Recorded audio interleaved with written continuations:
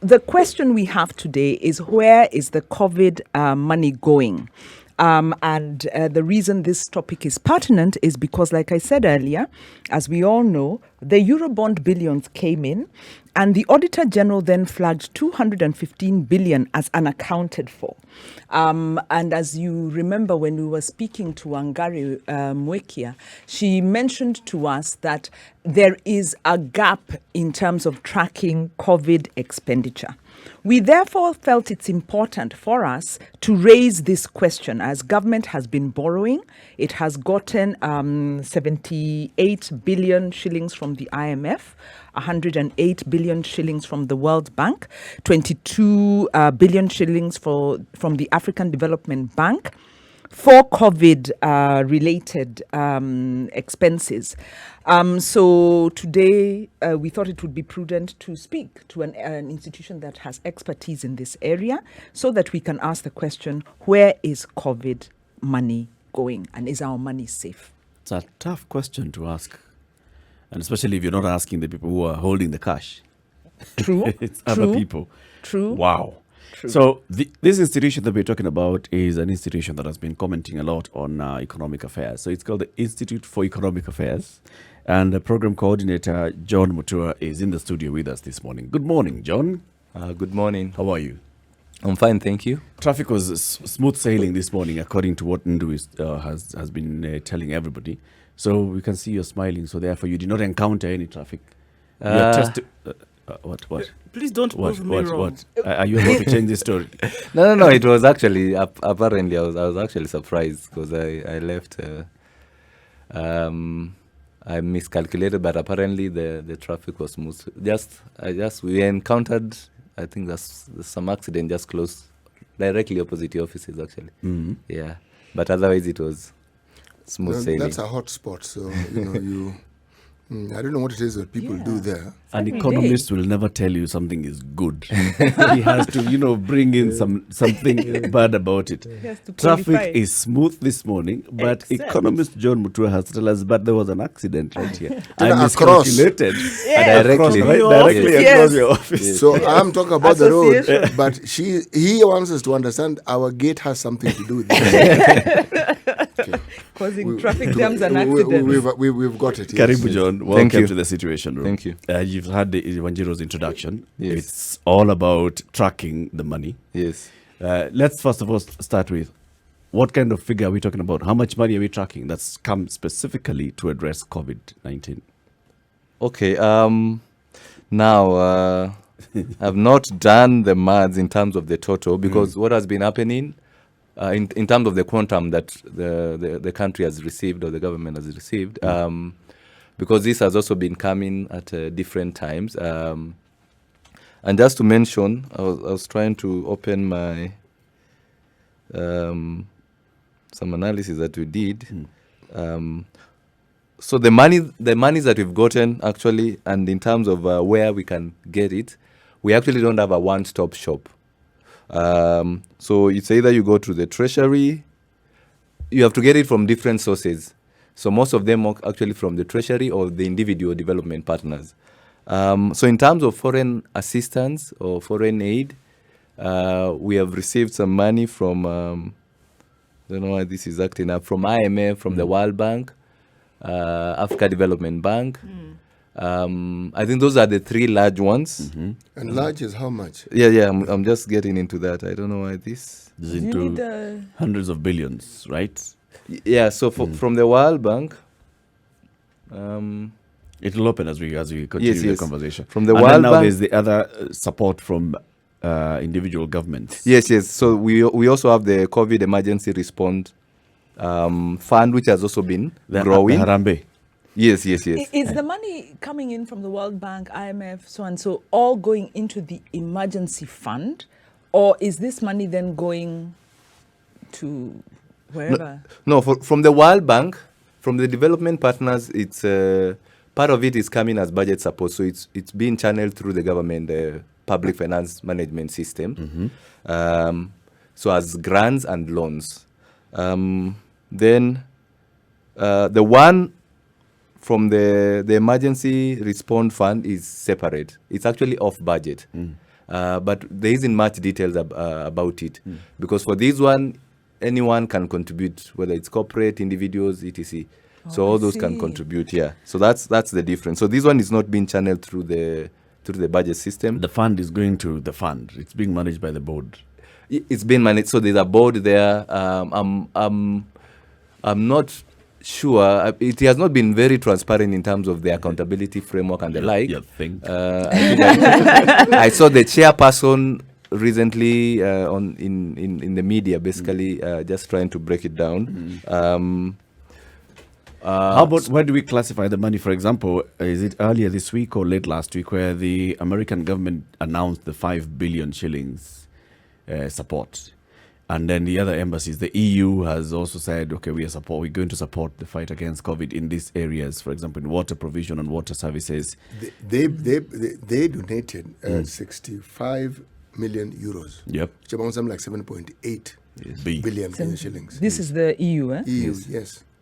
And the EU ambassador made a nice song and dance about it. Yep. Right. Yes. And theirs was going straight into these organizations Yes. that work on water. And remember, you were telling us about the Water Trust Fund Yes. and the rest, right? So it's going for that. And then there's what is coming from the Americans, the 5B, that was announced. It's coming straight to as money. And then there's the other support, like the police services have been given support. Denmark was also X gave us amount. something a while back. Yep.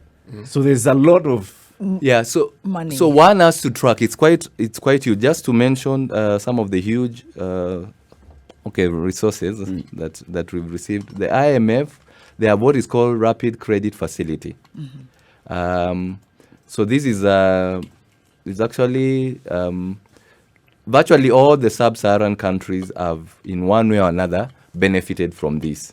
And IMF actually has you can get the list of all the beneficiaries. Is it a grant or is it a loan? It's a loan, 0 interest rate, and the amount is 78.3 billion. to Kenya alone. To Kenya. This is to Kenya. So it's basically... So it's concessional? It's concessional. Yeah, actually 0%. Yeah. And of course, the period of payment, I didn't capture it, but it's those over, I think, 20 years. Okay. Then from the World Bank, you have something called the Contingency Emergency Response, 6.8 billion.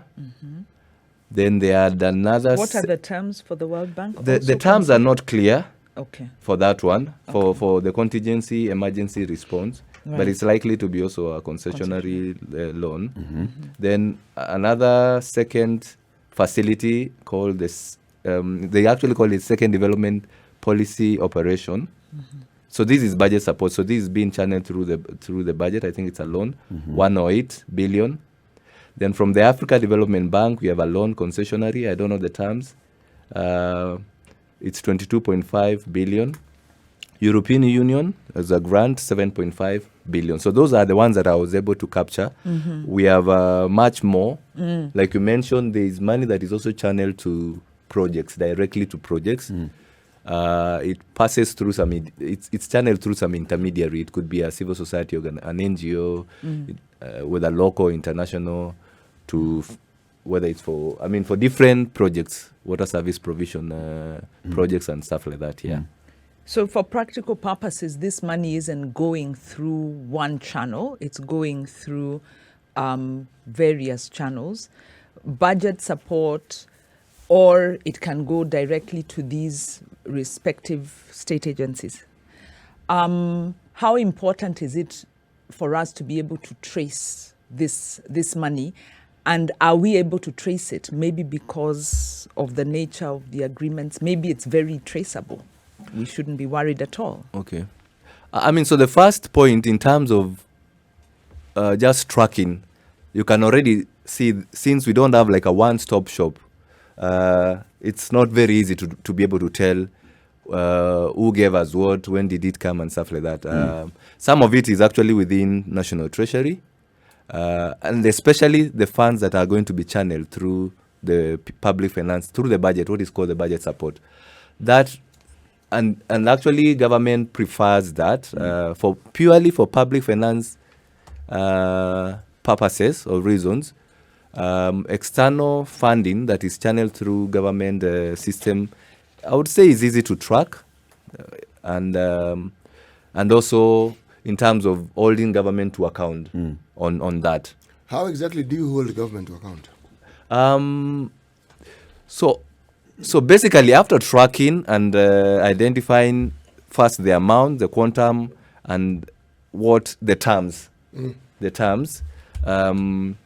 one can engage with the parliament, or even engage directly in terms of asking questions. So we received this amount of money from for instance, Africa Development Bank. First, what are the terms?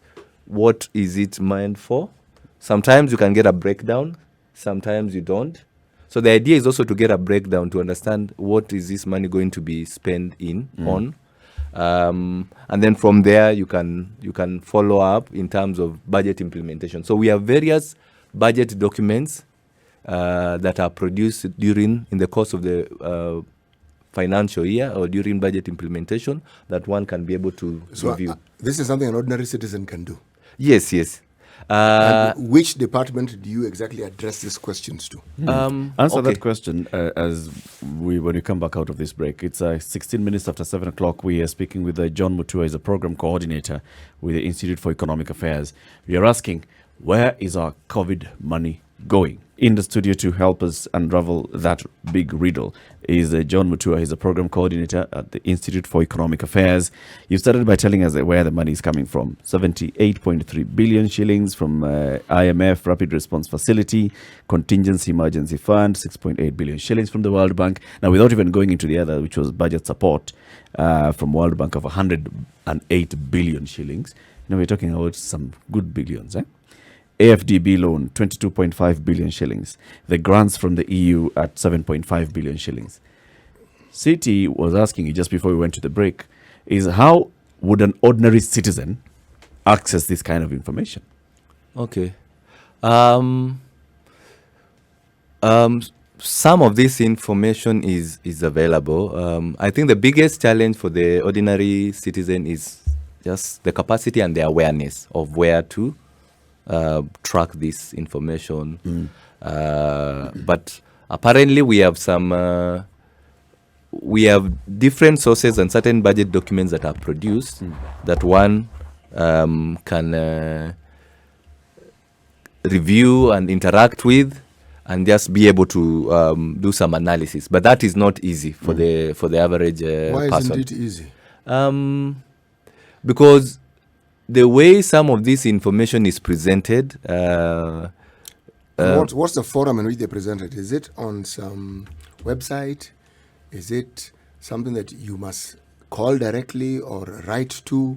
How do you access this information? So basically, you're which talking are the about documents? How do we get and our them? literacy level. So could get we the have form, documents. Yes. Which ones? We have the budget policy statement. Yes.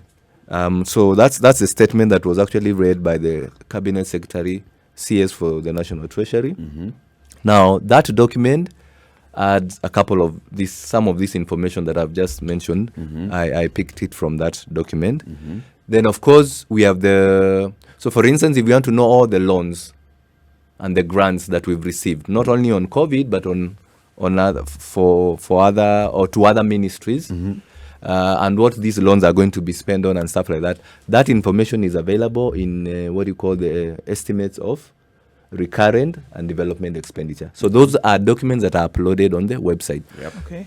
So by the end of April, when National Treasury or the national government tables its budget documents, they actually immediately in that evening, all those documents that have been tabled in Parliament would be posted, often posted on the website. So on that evening or the following day, you'll get all those documents. So if you want information related to revenues and information related to expenditure, you can get it from National Treasury website.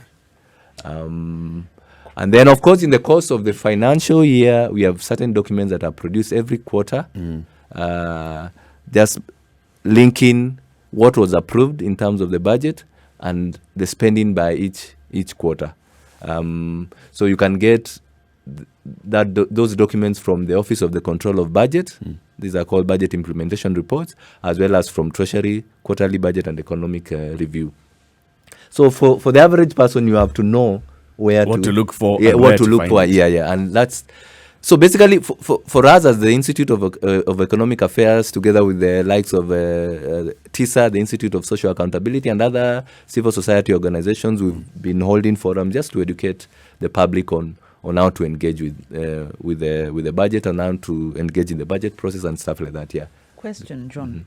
When we look at COVID, because COVID has come after the BPS was read, Yes. and COVID came after, the government, of course, has revised the budget, given some revised estimates. Yes. But then there's also money coming in that's not going through the mainstream budget. Yes. If we want to track these monies that we are talking about that are coming, in an ad hoc manner, does apart from the announcements, and government is doing very well actually, they are announcing all the money. So we kind of have an idea. Where will that information then be captured? Then when it comes to expenditure, how will we track up to maybe the projects, up to the detail level? Because like I say, with the Eurobond, and maybe Eurobond was separate, was exceptional, 215 billion was not accounted for. This went in as budget support to institutions, and they couldn't then come back. And the Auditor General raised the question of, we are not able to get evidence or details of where this money went because it got mixed in with other money, and there is no documentation. So my question is, beyond the government statements, how should we track the money coming in? And then at the expenditure level, how should we track the expenditure? Okay. Now, in terms of the money coming in, as I had mentioned earlier, tracking on budget support is, if you ask me, is easier than tracking off-budget support, because for off-budget support, there must be some announcement. Basically, there must be some kind of a media, either it's something posted on the. So if it's money from EU, for instance, and it's off-budget, unless they announce somewhere that we've signed a contract with some government department or ministry for this amount of money for this purpose. Unless that is done, it's usually very difficult to track that. But often that would be somewhere. But what is easy to track is what is on budget, because that, in terms of what has come in, you are likely to get it from the National Treasury's website. It may not necessarily be on details. Sometimes so there are challenges around the details. Because often what is posted is just a snippet of, often just the amount. Rarely do you get information on the terms. And if it's the terms, they'll just say it's concessionary. They will mention the interest rate. The tenure. Sometimes the tenure may not be mentioned, but often the tenure you can get, and the interest rate, and that would be it. But now when you go to so long as it's budget support, if you go to the estimate of recurrent expenditure towards, those are large voluminous books, so they have details of all the loans and grants that we get, in what denomination, the tenures and stuff like that. So you can get that information. So all budget support, it's easy to track. So long as you have some budget. Yes. But off budget, it's not very easy to. Actually, even for off budget, sometimes the government may tell you that we are not aware that a certain project is being undertaken. Supported. Yes. Okay. Yeah. So that's, even when you're able to track, we still end up with these corruption scandals where money has basically just gone and disappeared. So tracking on paper versus tracking in practice. Yes. How do you bridge that gap? On paper, they could tell you, for example, we received the 78.3 billion shillings rapid response facility, which we are dedicating to the fight against COVID-19 in the provision of PPEs, in purchase of testing kits, in equipping our hospitals, in training our healthcare workers, all those things. how do you now go to the ground and able to basically keep track and say, when they say that they're fighting COVID-19, they actually bought mandazi? Yeah. Correct. I mean, tracking it on on the ground is not easy. For some of those, it's either you. So we have certain documents. So, for instance, the Office of the Auditor General, of course, does the audit, and it's an important source of knowing what happened, whether the money that was channeled to the budget was actually spent as was approved. So the audit reports are critical documents where you can actually tell whether something happened or not. Of course, the media is very important in terms of highlighting whether certain funds were spent as were planned. So in other words, so as opposed to you audit ourselves, we need to do citizen audits. Yes, so citizens basically have to also, and I know the Office of the Auditor General is trying to put in some mechanism where they can engage with the citizens to help with the social accountability and social audits. So basically, citizens have to get on board and start doing this. I know for Constituency Development Fund, you've had lots of engagement where citizens are directly involved in tracking funds from the source all the way to the end user. But for these big sums of money, rarely would you see that follow-up. Why? It's a mix of things. Even just ability. For small projects, yes, you can track. For these big projects, I mean, you have, for instance, the likes of Galana Kulalu. The residents there may actually tell whether, sometimes it could be the resident who are like, we've heard about these projects, but we don't see anything We haven't on the seen ground. activity All right, here so for a let's month say or somebody two. heard something like that and they actually then went into this public the website, which is obviously public, and then now you actually go and find something and you see some smoke, which now indicates that there's some fire somewhere, and you start to read, and then you smoke out something that then could be that is suspicious. What's the recourse then after that? Because if we're saying that citizens are being encouraged to audit and to find out really where public funds are going, so you find something, what happens? So you can engage. There are different avenues that one can use. So you can engage with the parliamentarians for them first to be able to raise those issues. You can also go through the court system, which is not very easy for the average person.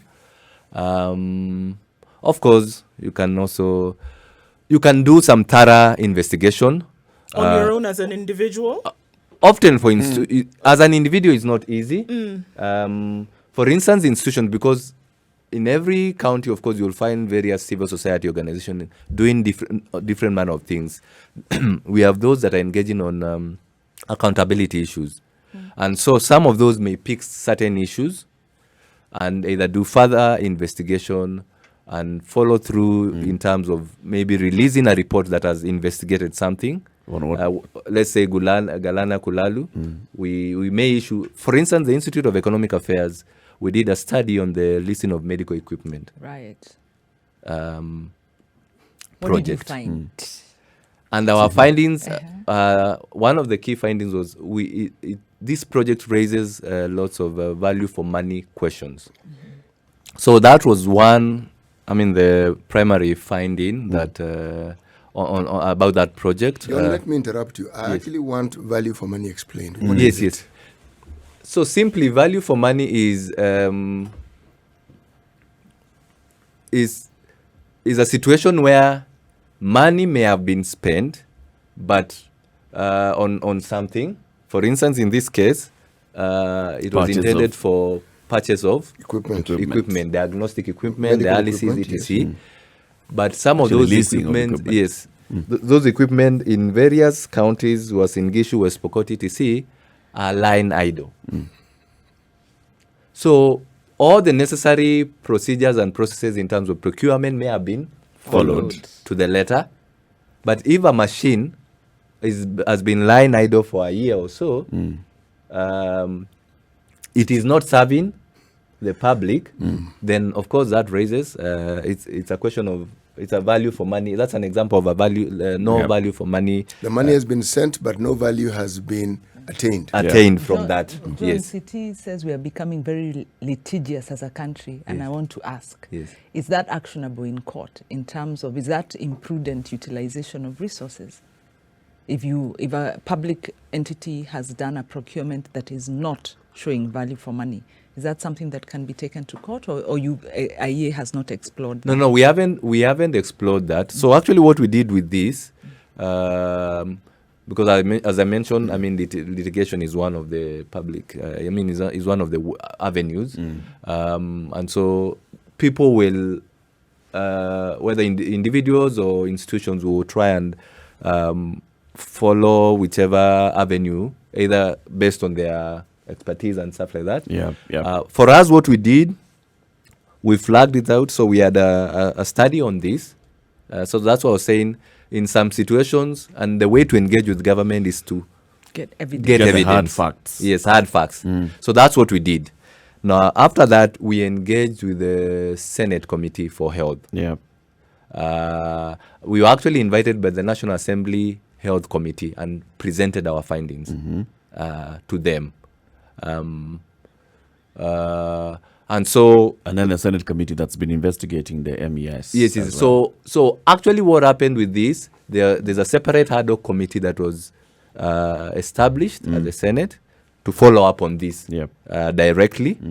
But also the health committee had actually started engaging on, just making follow-ups on this. The National Assembly. Yeah. No, so that's the Senate. Okay. So there's a ad hoc committee at the Senate, as well as a health committee that had actually started following up on the mess before the ad hoc committee was created. So the ad hoc committee, the reason for its creation was it went down to the ground, of course, sampled a few counties. Yeah. Because for us, we didn't have the resources and the time to do that.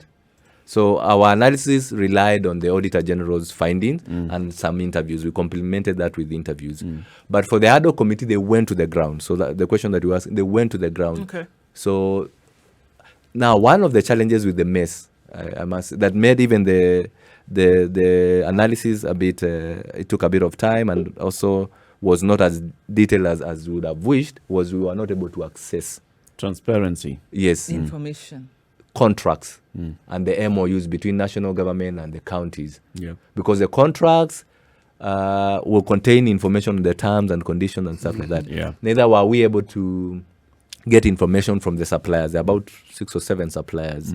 Yeah. So that made it difficult to get certain. So for instance, when you say it was difficult, is it that people who you sought the information from were not forthcoming?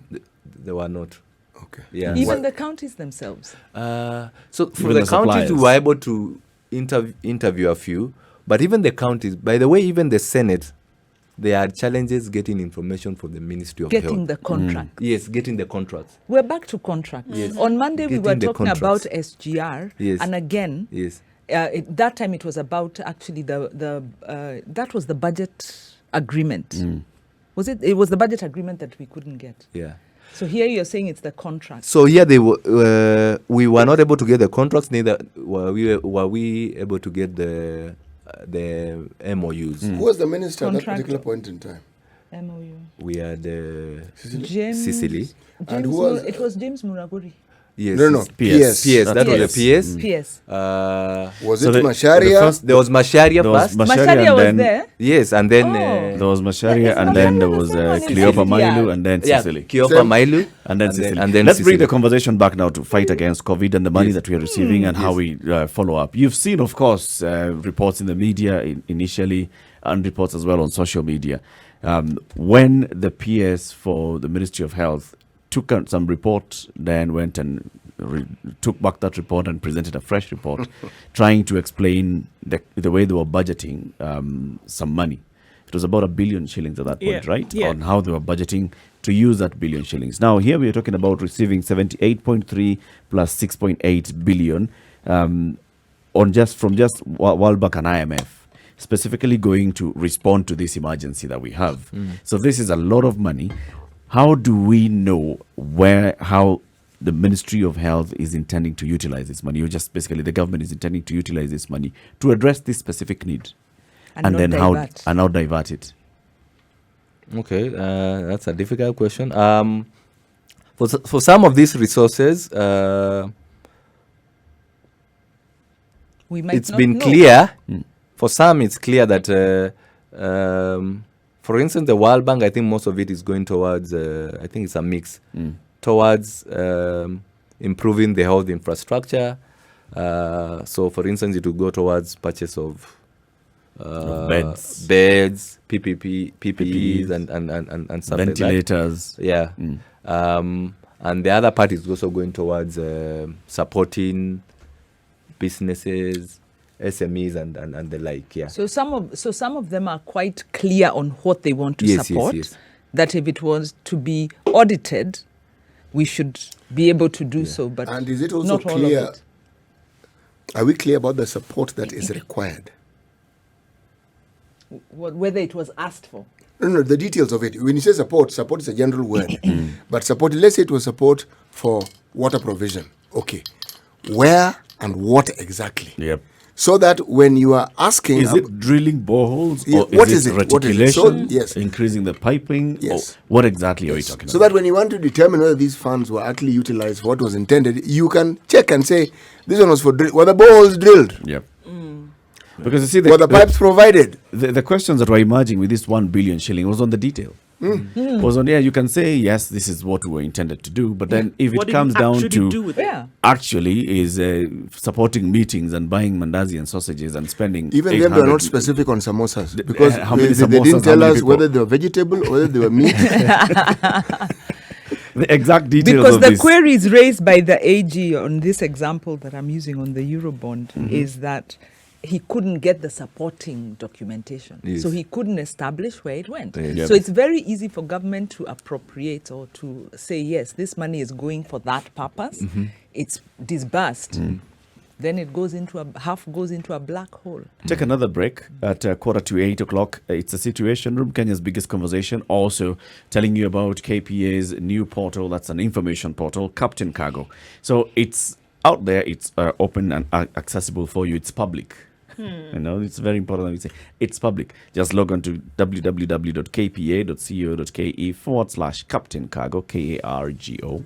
Promising of certain standards that will be kept. So we're looking at general standards we looked at before, standards for port operations. So aids to navigation. So when CT was exporting his precious cargo yesterday, you could be assured. Specifically what I was exporting. Avocado. Thank you very much. Avocado. Sorry. Oh, precious could mean many things. Avocado. Avocado. We know. Oh, Is that joy. a fruit or a vegetable? Okay. Avocado. We'll look into it Food. and Food. Superfood. Yes. it's a superfood. There you go. Voila. Well done, Eric. So you would be assured of, aids to navigation. So you would know where it is that you needed to go. As we went through all the steps yesterday, by the time you got to KRA, made those payments, KPA sent that information all across board, and then you get your... What color did you want your slip to be? Pink or yellow, whatever it Blue, was. actually. Blue, right. You got your blue slip, which is a position paper. What you didn't tell me, do they accept M-Pesa payment? I'm sure in What this are day and you- are age, you in this day and paying age, they via would. M-Pesa to China. No. The They don't payment pay to of they the pay to KRA, KRA those and processes. then- Process. Oh, for I'm sure their- they would. I don't think. We'll ask But the the we'll portal ask the- would give you that information very clearly, and that's one of the fantastic things about the portal, because then it allows you to see all the information that you would be looking for would be here, right? So aids to navigation, very clear for you how you're going through, and the time that it would take you to do all this is now what is available, and Captain Cargo does that for you, as you saw yesterday. Seamless operations, Very and people good. in China are enjoying avocado as we speak. The conversation continues with John Mutua, Program Coordinator for the Institute for Economic Affairs. What's happening? I'm not getting the money back. She wants a refund. She wants I want a refund. It oh. doesn't work. Okay. No, we'll talk about that She's later. not getting it. Those are domestics. Want our money back. Sorry. Can you imagine if the IMF said it wants its money back? 78.3 billion Or shillings. more people will run away from this country. Not because all where would they happy. get it from to refund you? They've already already used it. You're not talking about small money. There are bigger Money is problems. money.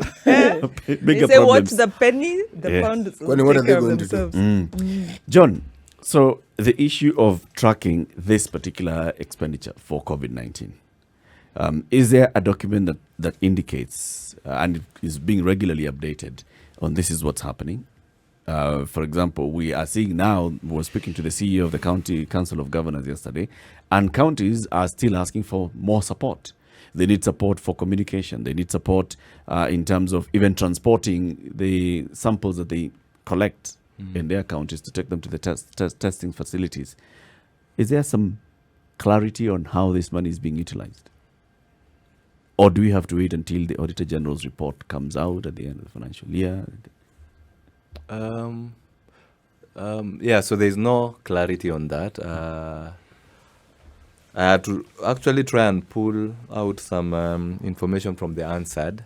Sometimes, because you see, some of these things are discussed in, not some, they're actually often discussed in Parliament.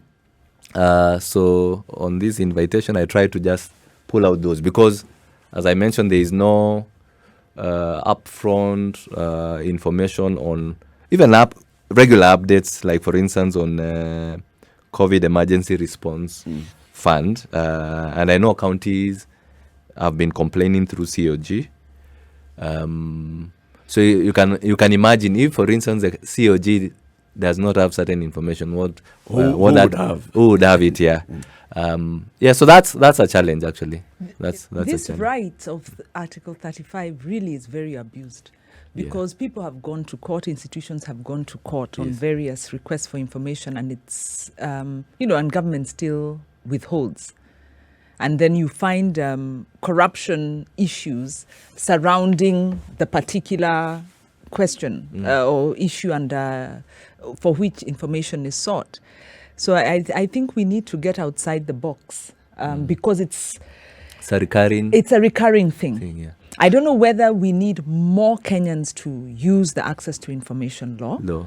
In fact, we did some work, a small campaign about a year ago, and we found the media doesn't use the access to information law much. Maybe if the media started using it, as well as civil society and maybe more people, it will help.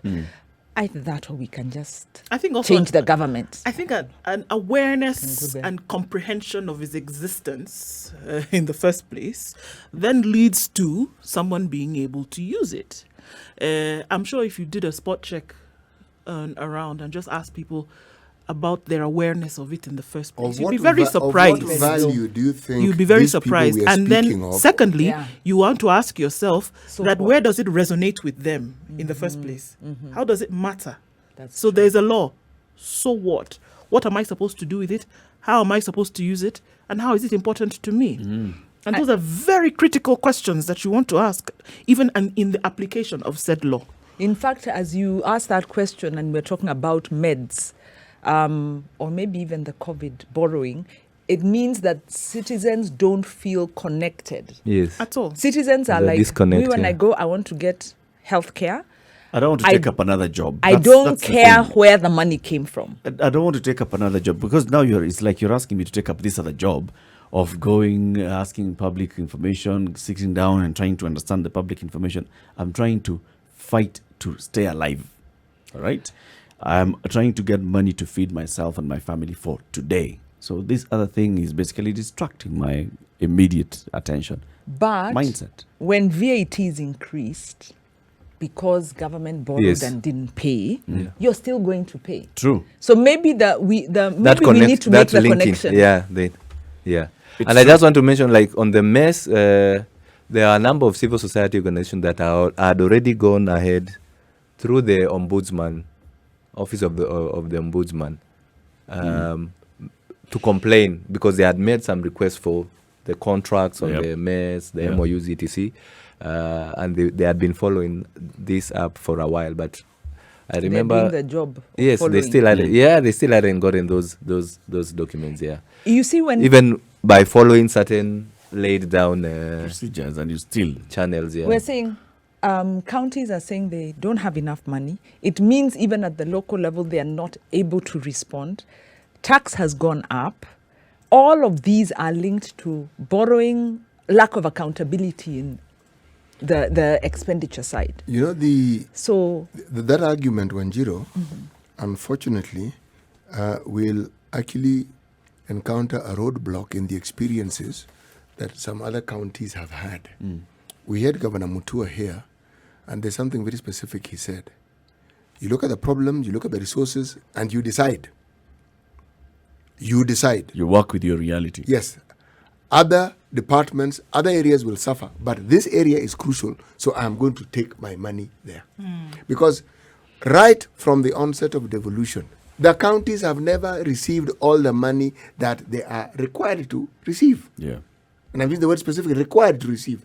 They've never received it. That's the reality. So if they get it piecemeal, another reality. Another reality is, what then do you do with the resources that you have? We know it is inadequate. So that story is tired and old. We know. But what do you do with what you have? Yeah, but the question I was asking is, and maybe that's the question citizens ask. Citizens are more concerned about corruption, about how the money is used, but they don't ask questions. I don't know. They want to how see come citizens are concerned about corruption but won't ask for the information? If more and more citizens saw the work of the counties like practically and seeing, and then the government say, can you imagine, I only did that with half of what I was supposed to have received. Imagine if I got the full amount. I'd like more so that we can, for example, complete this and this other project. I can build this other hospital in this sector or this part of the county. And this is what we keep saying. You have to create a scenario where people are able to imagine what could be in the absence of corruption, in the absence of pilfering and such. Create a scenario where people can see this is actually what can happen. And so when they see that, the likelihood of them pushing for it is much higher. Imagine what happens when an hour runs so fast. Quick point. Imagine what would happen if this hour was a bit longer. County Budget Economic Forum, that is why I think counties did not make those bodies strong, because they were interested. Yeah. John, as we come to the end of the show, your final and closing remarks. So, I mean, as we've been discussing, I think there's need for the public to show more interest and be hungrier about how the government is spending public resources, right? Because this actually has an effect actually on taxes, because what happens is that the more borrowing and the more government borrows, it's actually, but borrowing is also sometimes what is referred to as deferred. There's an expectation that taxes will go up. So it's important for the public to continue being vigilant and to continue putting pressure on government. We've had some certain successes, but they need to push more.